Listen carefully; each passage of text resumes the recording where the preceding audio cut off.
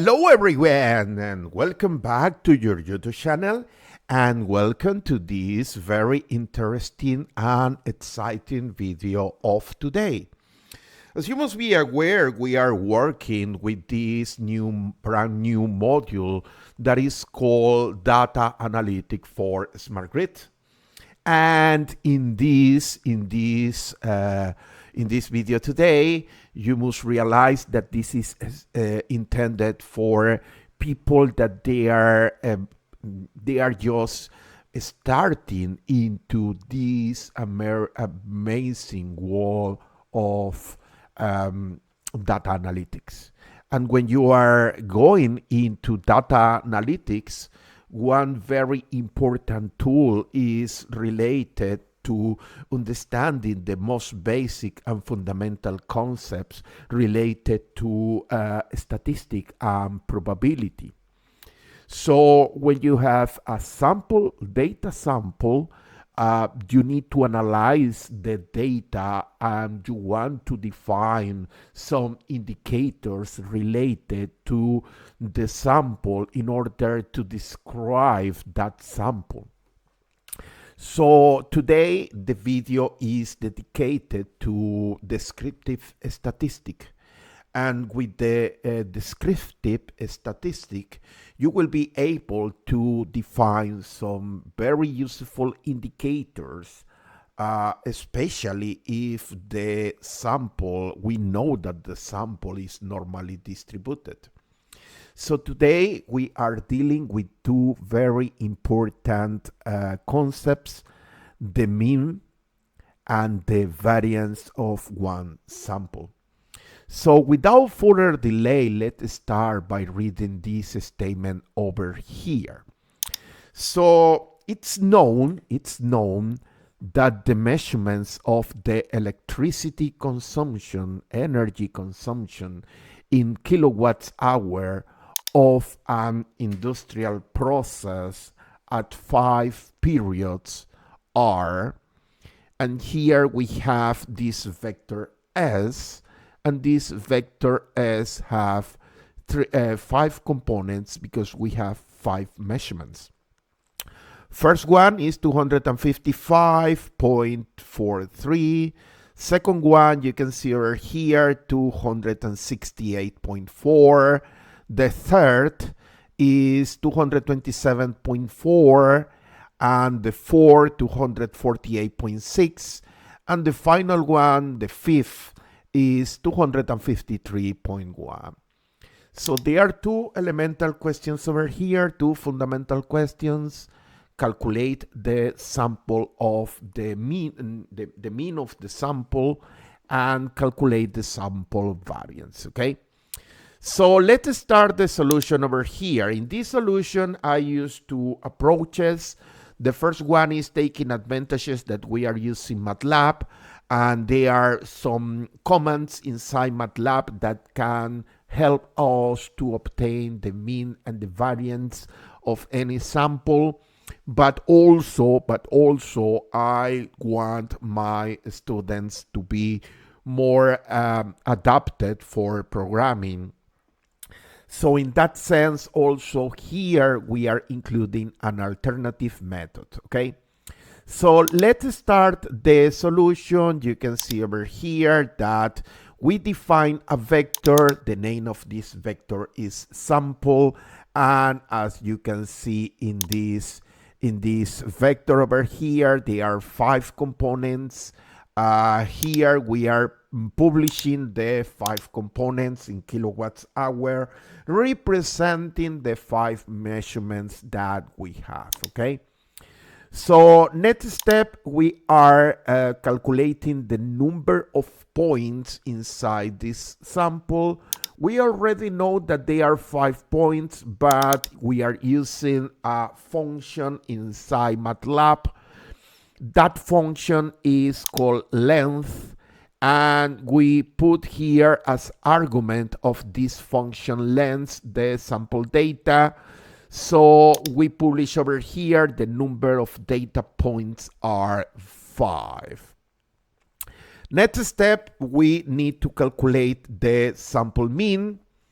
So you must remember from the class, the theory class, that we can define x bar as the sample mean, and mathematically speaking is 1 divided by n multiplied by the sum of all the data points. So we can take the advantage of MATLAB. Inside MATLAB, there is a very specific function that is called mean. And if you pass as argument the data, a vector containing all the data points, so MATLAB is able to calculate the sample mean.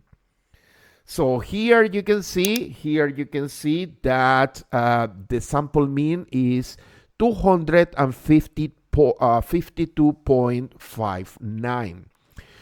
Something that you must remember is worth to notice that the units of the mean is the same unit as the sample. So here the unit for this mean value is kilowatts hour, okay? But again, I want my students to be more proficient in programming. So an alternative way to do this is we can define here a variable that is called sum, and that sum will be adding the 5 different data points. So as you can see over here, the sum of those data points is the numerical value is 928.9. So then we divide by the total number of points. In this case is 5. So we obtain here the numerical value of the sample mean. Of course, there are some decimal places difference, but you can see that we obtain the solution. So then the next step is to calculate the sample variance. All my students must be aware that you have two different equations. One equation related for the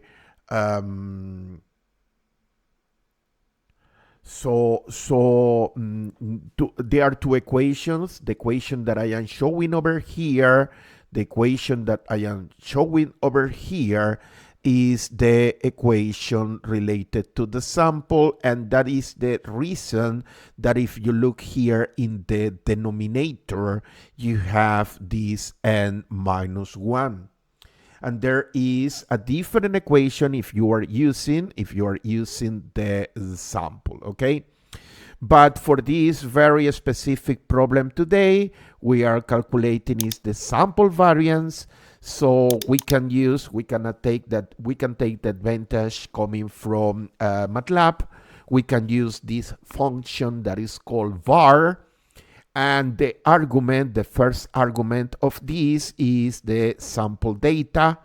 And the second that is very important that you notice, the second argument can be 0 if we are using or calculating the variance for the sample, or we select the second argument as 1 if we are using or calculating the population variance. In this case, in this problem, we have just 5 points and we are calculating the sample variance. For that reason, the argument over here is 0.